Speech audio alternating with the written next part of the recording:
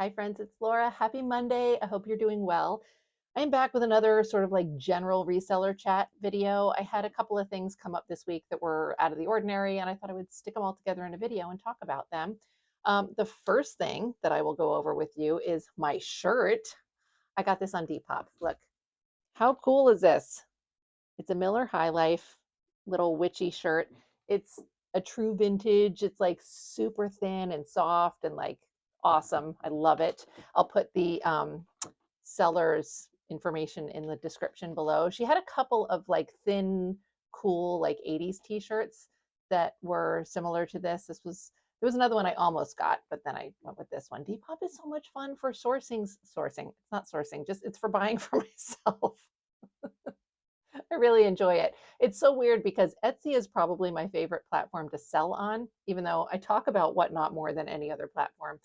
And I buy off of Depop more than any other platform. I do not even remember the last time I bought anything off of Etsy. It's so weird. Anyway, but so uh, t-shirt, love this. So excited about this.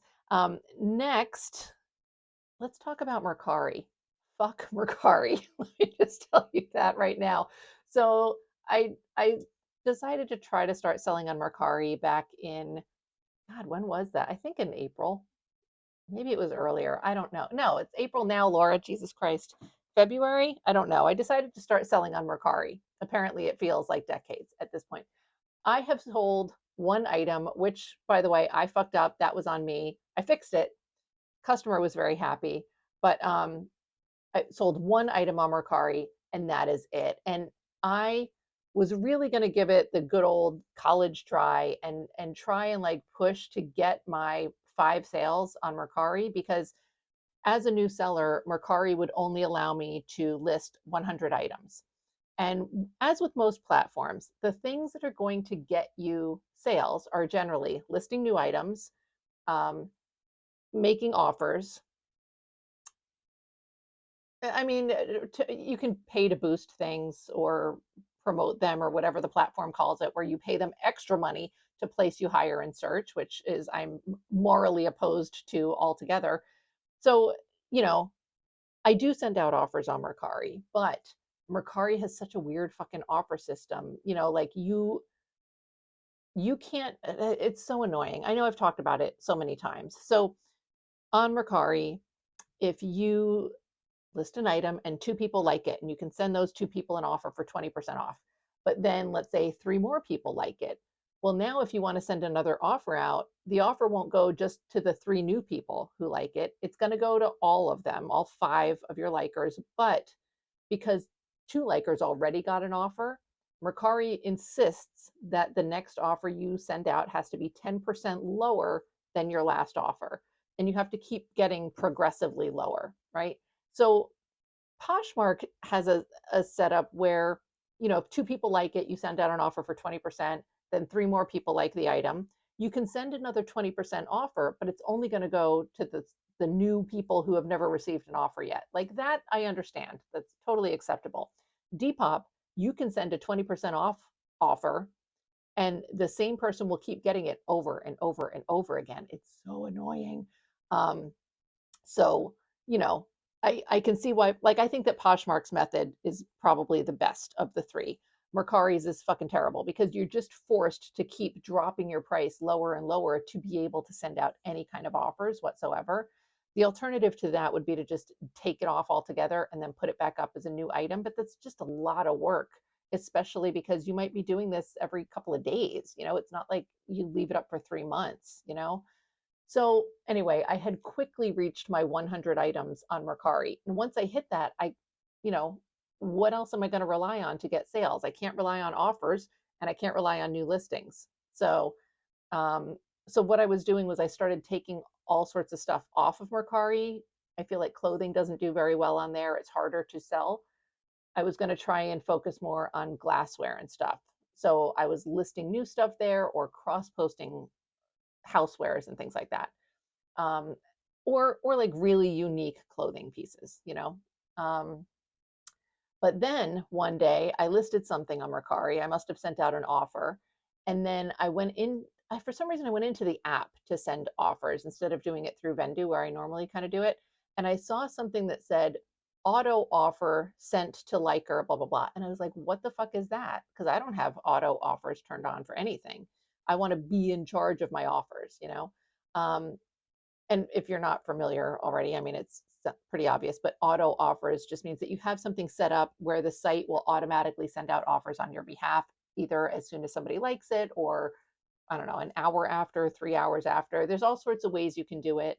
On some of the platforms, you can set it up through the platform directly. I believe eBay and Poshmark offer that. Apparently, Mercari does as well. Other people use third-party services, like a lot of people on Poshmark who have like a sharing app that like shares for them. They also have like an auto offers thing, and it'll send out the offer in whatever time frame you deem, appropriate. So anyway, when I saw this on Mercari, I was like, I knew I didn't set it up. So then I Googled it. Mercari is running a beta test with some users. So once you send out an offer on an item, Mercari is going to automatically send that offer to any new person who likes your item. Okay. And maybe this is some people like this, right? And I don't necessarily think it's terrible, but there are times that I might send out an offer to people and I'm going to send out like a much lower offer than I normally would because maybe I'm super broke and I don't know. I don't like it. I didn't like not having the option. And I'm not making any fucking sales on Mercari anyway. They were limiting me to those 100 items until I've made 5 sales. I was going to really try to get to the 5 sales and then I'd be able to list, I think, 500 items. And I don't know when it lets you list more than that, but I was going to at least try and get to the 5 sales. But once that auto offers thing happened, I was like, fuck this, I'm out. I'm not doing this. It's just no. So that's it. Mercari, I'm done. We've broken up. We were barely together to begin with. I sold 1 pair of panties to somebody on Mercari, and that is my Mercari history, and that's it. Goodbye. So bye-bye, Mercari. See you later. Don't call me. I won't call you. Okay. So next up, speaking of platforms and whether or not I want to try them out, I got a message on Instagram from an app called Jamble. So if you're familiar with Whatnot, maybe you've also heard of Jamble. I really haven't had any experience or exposure to Jamble. The only time I've heard of it was through another reseller on YouTube who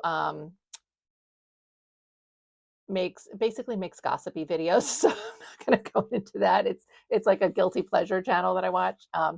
And she's talked about Jamble and not in a flattering way, but also a whole nother story there. So I wasn't super familiar with it, but I was aware of it. And I know that it's similar to Whatnot in that it's a live streaming, you could do live shows on Jamble and stuff. But I don't really know what the demographics on there are like. I don't know what the culture on there is like. I got this message on Instagram from Jamble, and they just said that they came across my Whatnot profile. They were impressed with the selling content that I'm sharing, and they wanted to invite me to a collaboration with Jamble that could boost your reselling success even further. So I didn't answer them right away. They responded, they reached out to me again the following day, just said, hey, did you get a chance to see this message? The message was personalized to me. Like they actually were using information about like my actual Whatnot sales history and all this kind of stuff. So I knew that whoever was messaging me had actually seen either one of my Whatnot shows or just looked at my whatever, something, right? They were actually aware of my selling activity on Whatnot. It wasn't like a bot type of situation. And so, I'm easily flattered apparently because I was like, oh, they saw me and they noticed me and they want me to come over to their app. So I felt special. But the idea of adding another live selling app is so overwhelming to me. I'm not like, I'm like, I don't know if I can do it, man. Like the one Whatnot show per week really does a number on me,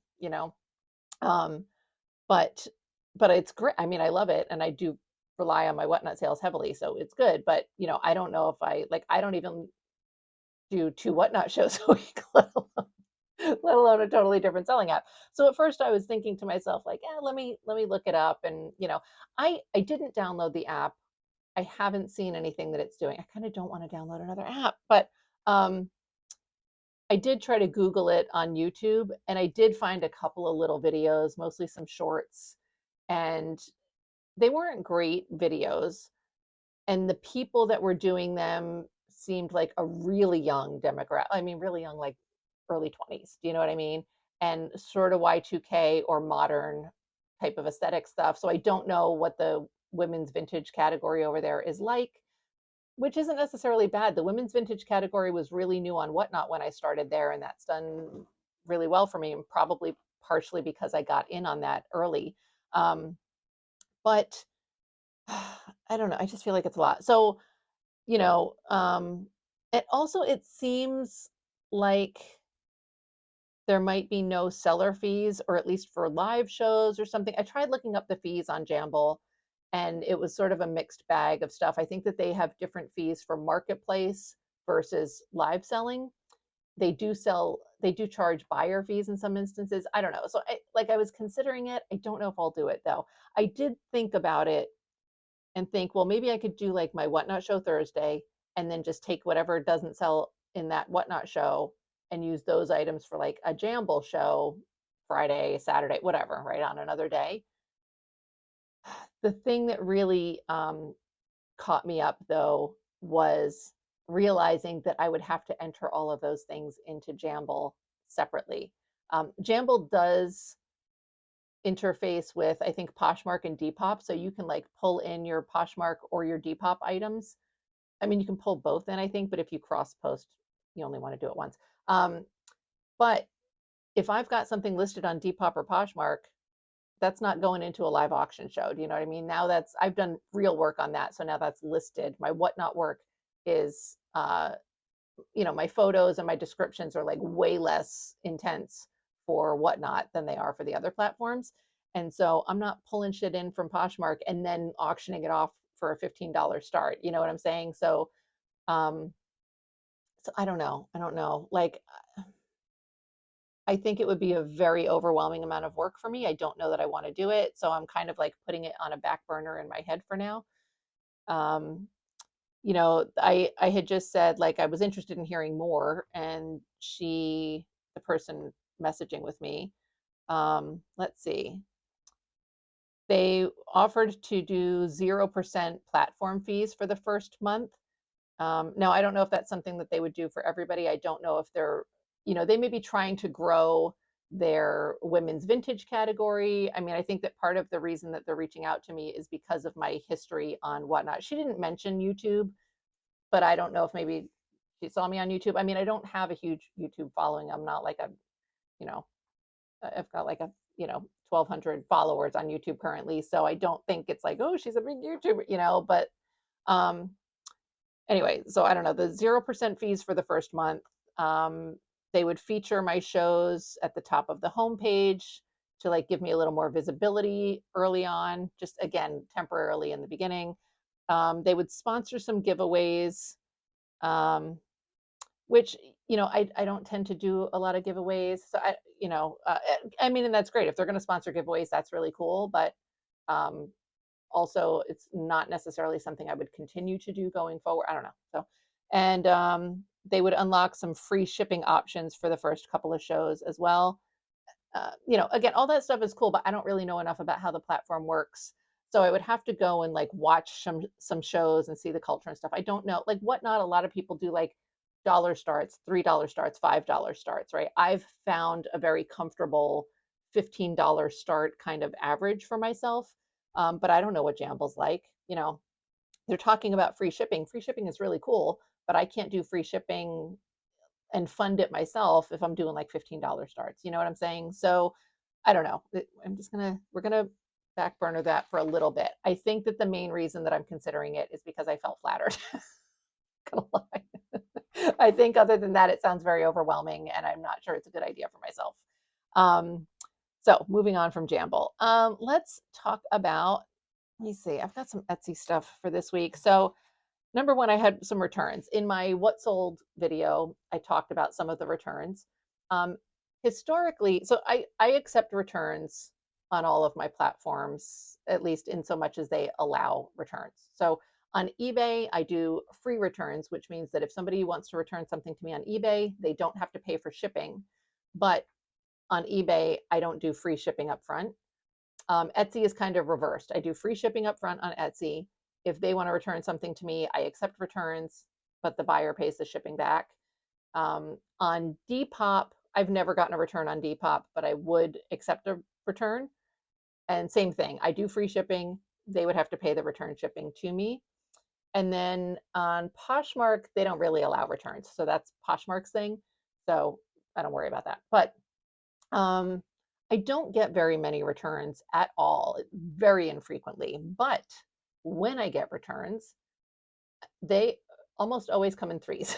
So, which kind of sucks because like once you get the first one, you're like, fuck, I got two more coming. But it's like once or twice a year when it happens. So I don't know, I'll take it. So this week I got like several, I don't know, requests, I guess. So number one, I got an eBay return request, and calling it a request is me being very polite. Um, I got a message on eBay, let's put it that way, about somebody wanting to return something, and they were not nice at all. This was like maybe 2 weeks ago, though. Let me see if I can find it so that I can read it to you because it was cray cray town. No, I should have opened this before I started this video. Oh my God. There we go. So somebody ordered a pair of shorts from me. I sent them out. And then I got a message and it just said, literally, there's no like, hey, how you doing? It just whatever. I am extremely disappointed in these shorts. The waist is 29 inches, not 31 as you described. The length from the waist to the bottom of the short leg is 20 inches, not 21 as you described. Please advise how I can receive a full refund. So now, number one, I don't think that my measurements were off. I certainly don't think they were off by 2 inches in the waist. But you never know, maybe. But like, just it's just I'm extremely disappointed. It's just rude. Like okay, whatever. So I just replied, you can go to your order and open a return request. I can issue a refund once the item's been returned. Right? That's all. That was on April 3rd, and no return request has been opened yet. So I kind of feel like it's not going to happen, but I do offer free returns for 60 days. I know it's insane, but generally, I think every time I've gotten a return on eBay, it's been like within a couple of days of the person receiving the item. So, like, I don't really worry about the 60-day thing. Anyway, that has not been initiated yet. So, I don't think it counts as a return request. I mean, a request, yes, it doesn't count as a return. It does not count as one of my 3 returns. Okay. Then I got the Etsy offer. A person ordered 4 items last week.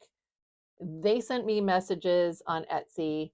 And this person was like super nice. They just said, one of the pieces didn't fit. Could I please return it? I loved the other items. And so I said, of course, I'm so sorry that didn't work out for you. Here's how you return it. And when I get the item back, I'll issue you a refund.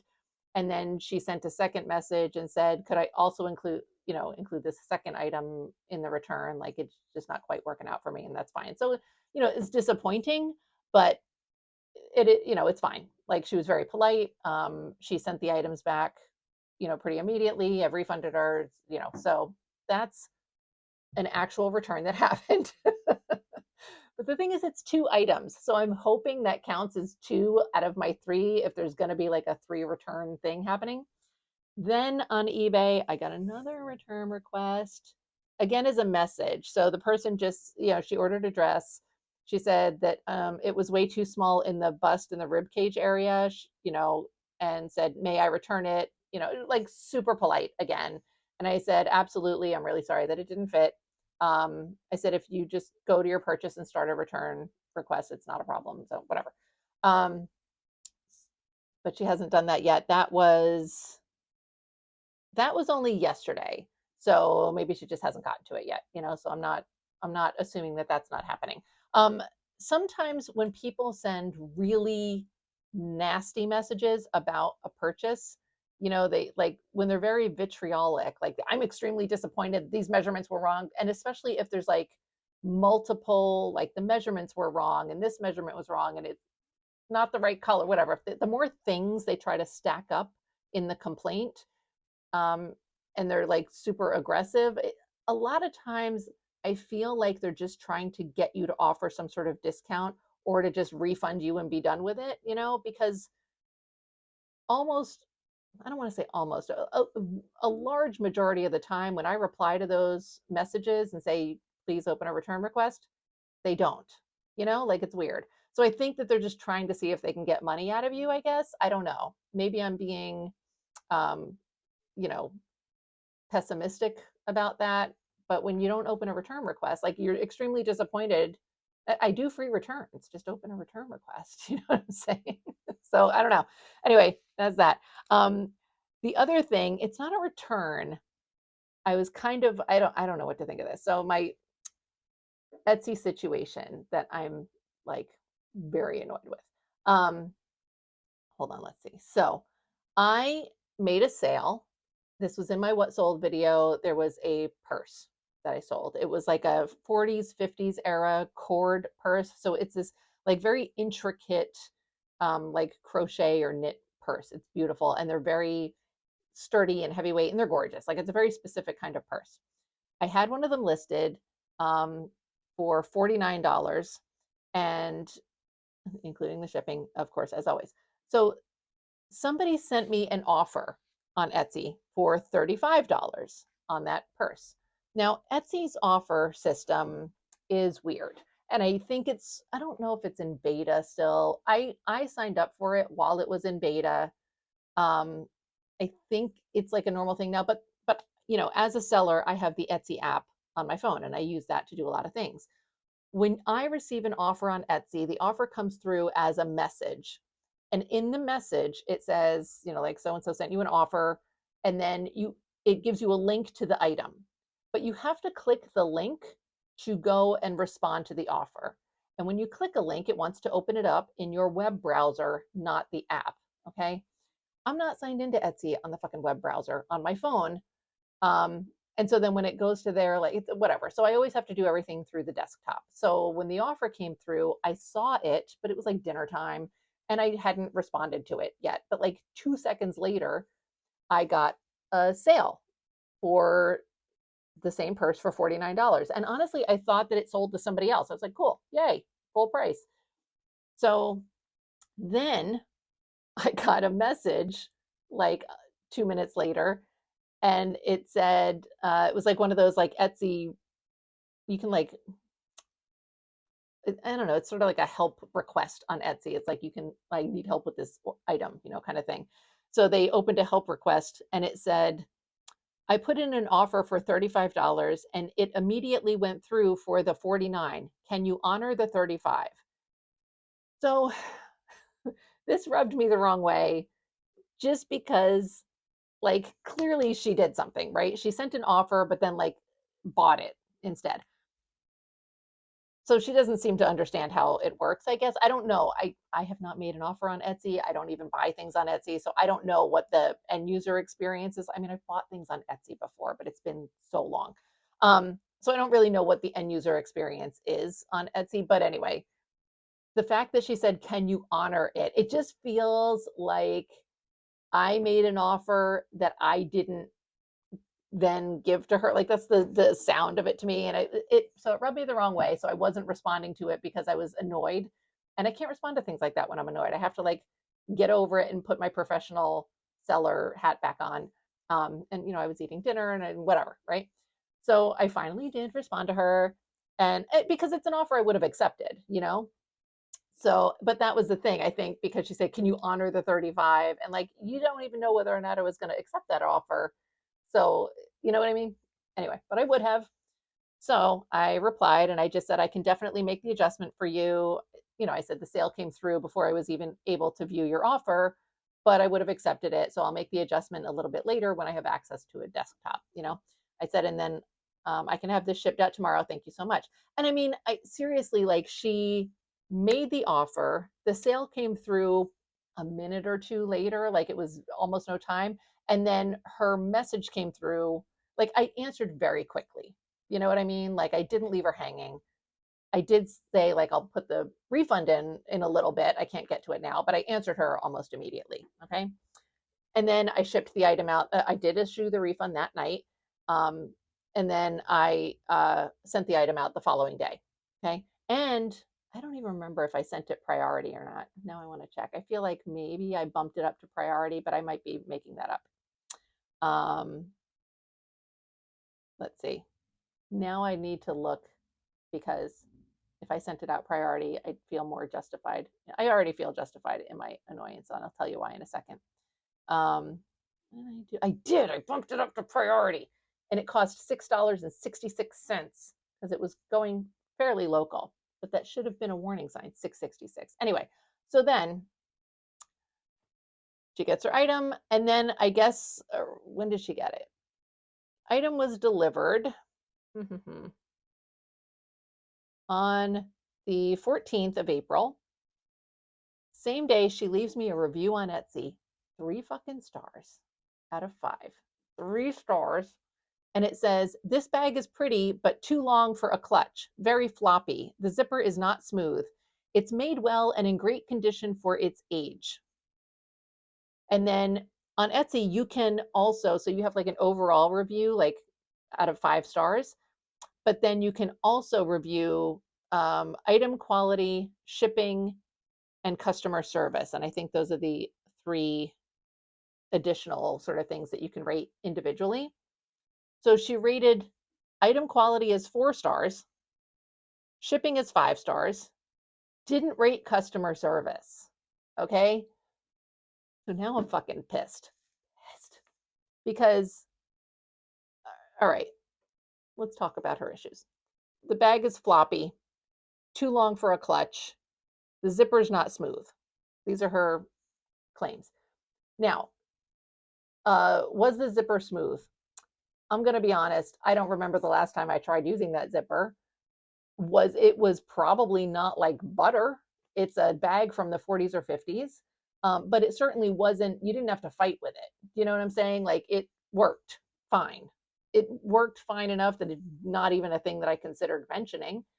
And I'm not even saying that it stuck at all. I'm just saying it's possible. But if it was like not smooth, it wasn't.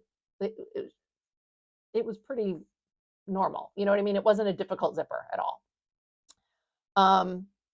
Let me see. Bag is too long for a clutch. I put the measurements of the bag in there. Now I understand that not everybody is great with measurements. The bag was 16 inches long on the bottom. I have no idea if this is 16 inches, but 16 inches long on the bottom, and then it was like a trapezoid shape, 12 inches on the top. 12 inches is a foot long. 16 inches is longer than 1 foot long.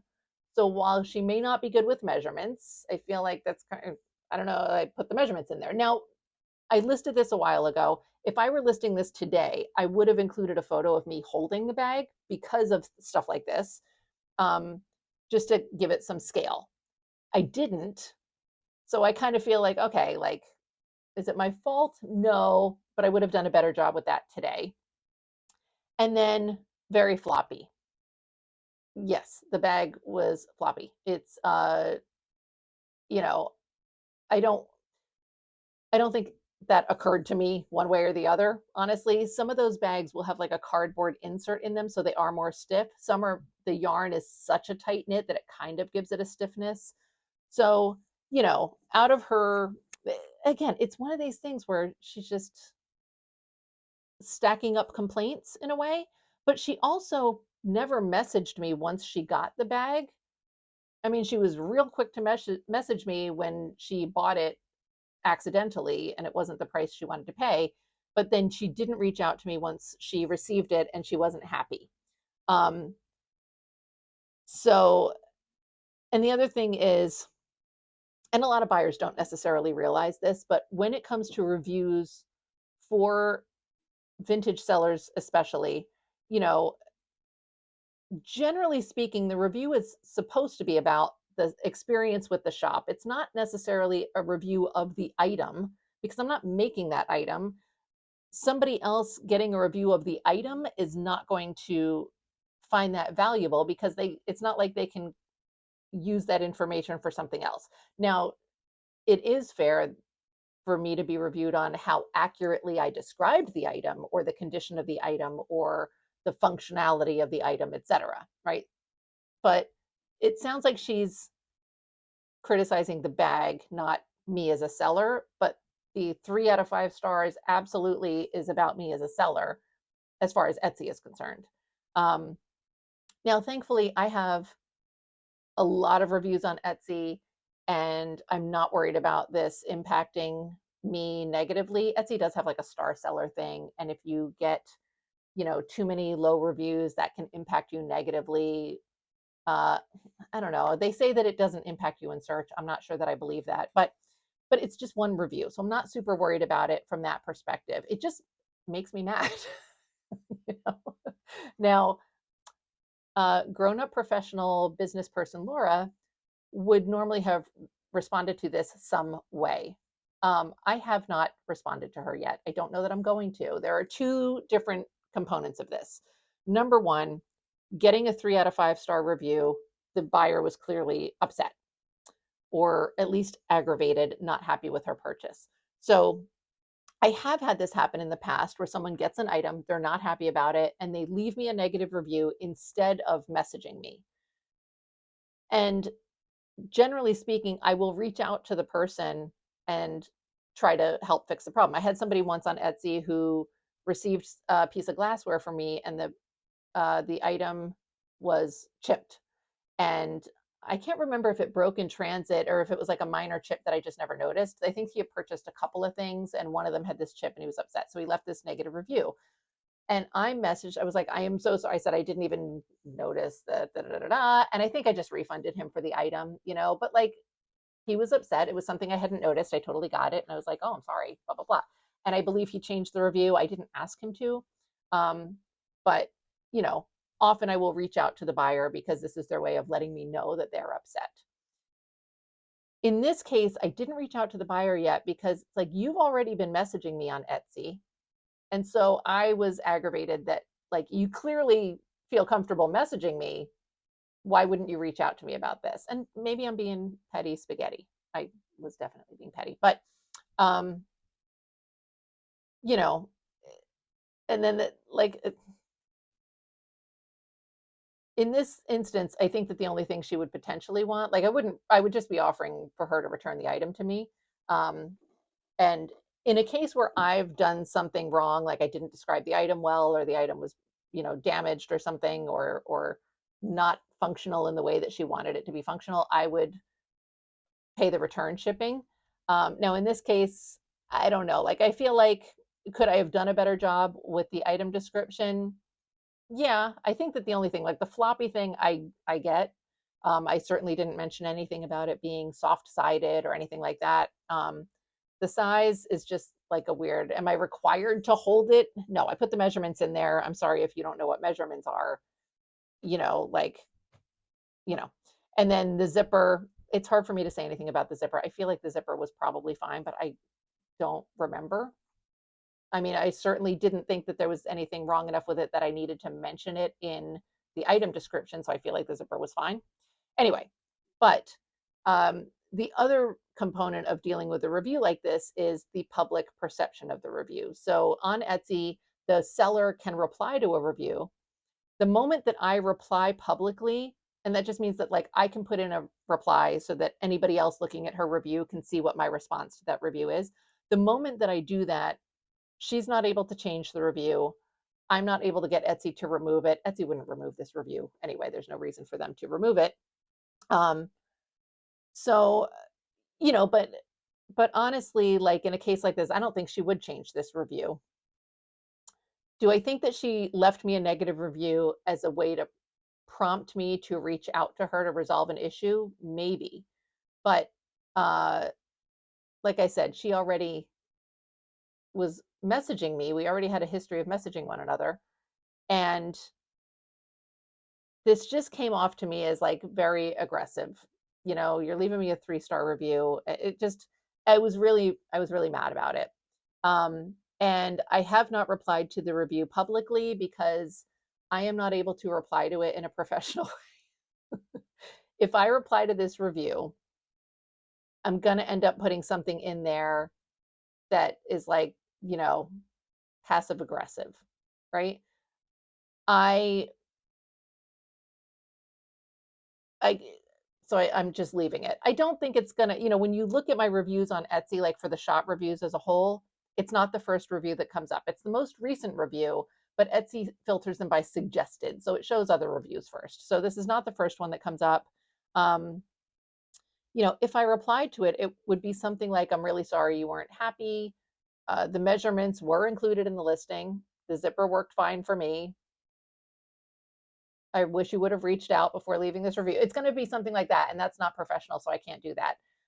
And I haven't been able to think of something that conveys that I express concern as a seller, but also conveys that this isn't totally on me. Do you know what I mean? Like, I don't want to just reply like, "Oh, I'm so sorry. You can return it, whatever." I don't know. I feel like people who are reading through reviews looking for what I'm like as a seller are either not going to put much stock in this particular review, or they're going to look at the item description as well. I mean, that's what I would do if I were looking through reviews and I came across a negative review and it's talking about the item itself. I'm going to go look at the item description and make my own assessment that way. I don't know. I know I'm putting way too much time, even just in this video, talking about this review. Hurt my feelings.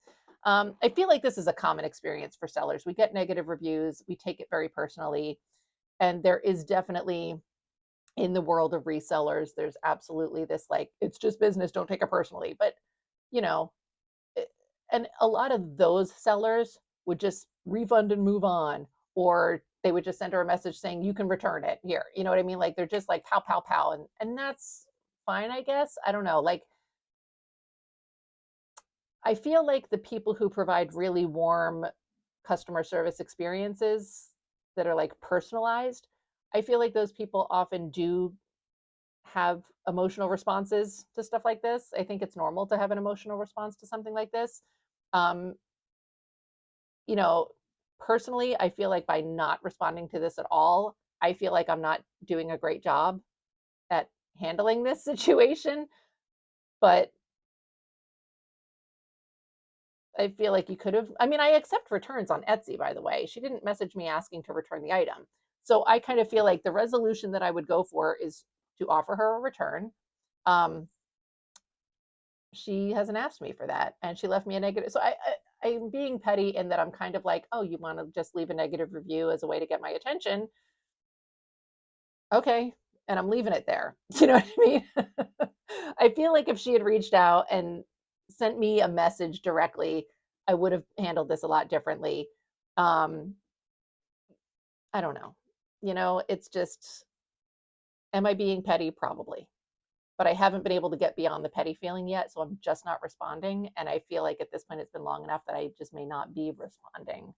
And maybe that's the best way for me to handle that at this time, since I'm still petty spaghetti in my brain. Anyway, I've spoken way too long about that. I spoke way too long about this the day that it happened. Let me tell you also, the day that this happened, that I got this review, that shit was racing through my brain nonstop for at least half the day, at least. I wasn't in the best frame of mind before I got that review. That definitely played a part, but that really took up way more of my mental energy than it warranted. But that happens sometimes. So anyway, those are all my little reseller updates for the week. Couple of platform options. Bye bye Mercari. And let me tell you, Poshmark and Depop, I don't know, at least they give me like one or two sales a month, but it's like, God. Anyway, um, that's everything.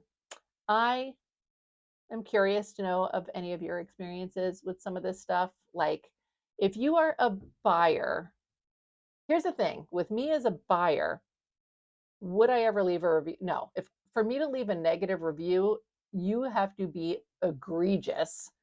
And I am not trying to resolve anything with a negative review. I'm trying to like tell you to go fuck yourself with a negative review. That's it. That's the only reason I'm leaving a negative review is you have done me so dirty and you have not resolved the issue. And now I'm just going to let everybody know. If I have an issue with an item, I am going to message the seller directly. And a lot of the times, I don't even like, so a while back, I made a purchase on Depop. You may remember me talking about this. And I got the item and it had damages that were not disclosed by the seller. I reached out to the seller. They basically told me too bad for you. So then I opened a case with Depop. The seller did come back and say like, oh, sorry, we didn't notice it, whatever. But I had already opened a case with Depop at that point, and you already told me too bad for me. So I didn't even leave a review for them. You know what I'm saying? So like it has to be really bad for me to leave a negative review. Also, as a seller, I feel like it's very important that buyers feel like they can leave you an honest review. I see so many sellers who will get like, because a lot of these platforms you can give like a 5 stars is the best. And so a buyer will leave a 4-star review and say, oh, everything was great. Thanks so much. And the seller will message the buyer and say, why did you just leave me 4 stars? Like, what did I do wrong? What could I have done better? And as a non-confrontational person, I would die inside if I left 4 stars for somebody and then they message me like, what did I do? I would feel like I had to change it to 5 because I'm so uncomfortable. But if I wanted to give you 5 stars, I would have left you 5. Do you know what I mean? I don't want to do that to a buyer. So like, I don't like the idea of a seller reaching out to a buyer simply to try to get the buyer to change the review. I don't think it's appropriate. If I were to reach out to this buyer, I would only be reaching out to sort of say like, oh, I see that you left this review. I'm really sorry that you weren't happy. This is what I can offer in order to fix the situation. And I would not be doing that with an expectation that they would change the review. I would hope that they would change it, but I would not be expecting it. And I wouldn't ask them to change the review. I feel like their review should be reflective of their experience. And not every buyer is going to feel like they got a great experience, even if you feel like you gave them a great experience, clearly. And that's just the way shit is sometimes. Do you know what I mean? Like we've all gotten very accustomed to like 5 stars is sort of like, I should get 5 stars if I sent you your item and you were happy with the item and that's it. Like, some people believe that 5 stars is you went above and beyond, and in whatever way that means. Maybe the shipping was really fast. Maybe you had really adorable packaging, whatever, right? Some people only leave 5 stars if they get like a free gift with their package. There's a lot of things. Generally speaking, people who leave me reviews leave me 5-star reviews, which I am super grateful for. But 3 out of 5 stars, like basically means, yeah, you did the job. You know what I mean? That's what it should mean. It should mean, yeah, everything was fine. Unfortunately, the way things are these days in the reselling world, it does not mean that. And Etsy will drop you out of your star seller program if I think it's like 4.8 star average for the past 3 months. So if I only get let's say 15 reviews, not everybody who purchases from me leaves a review. And so one negative review can really impact me. Let's see actually if it's picked that up in my star seller stats yet. We'll see how detrimental this has been to me. Let's see. Current review period. Okay, so my average review rating right now on Etsy is, for this current period that we're in for the assessment, is 4.9 out of 5 stars, and that's based on 17 reviews. It's got to only, why is this not going anywhere for me? Go somewhere. Etsy's being very annoying. I'm trying to like look and see all of the reviews. So Etsy's, yeah, so I had 16 5-star reviews and 1 3-star, and that brought me from a 5.0 down to a 4.9. So Etsy's star seller target is 4.8 or higher. And that is, I think, over the course of 3 months. Maybe it's monthly. I don't remember. I don't pay enough attention to it anymore. Anyway, so, it can really impact. If I had only had, 14 reviews, that might have dropped me below where I needed to be. So um, it is a big deal for a lot of customers, for a lot of sellers, um, you know, but there we are. Anyway, whatever. I've spent way too much time on this woman and that bag, and 666 in the shipping was my clue that it was going to go wrong. Anyway, so that's it. If you're a buyer, what are your feelings on leaving reviews? Like, will you leave a negative review in hopes of getting the seller to like prompt you to resolve an issue? Um, if you leave a negative review, and when I say negative, I mean less than perfect, basically, because that's how sellers view it. If it's not perfect, it's negative. Okay. Would you leave a less than perfect review and then like be mortified if the seller reached out to you being like, why did you leave me a 4 star? You know what I mean? Like, um, and would you rather just like not leave a review at all than risk them reaching out to you like that? I don't know. Personally, I would. So anyway, thank you so much for watching this. I appreciate you. I hope that you're having a good week, and I will see you again soon. Bye.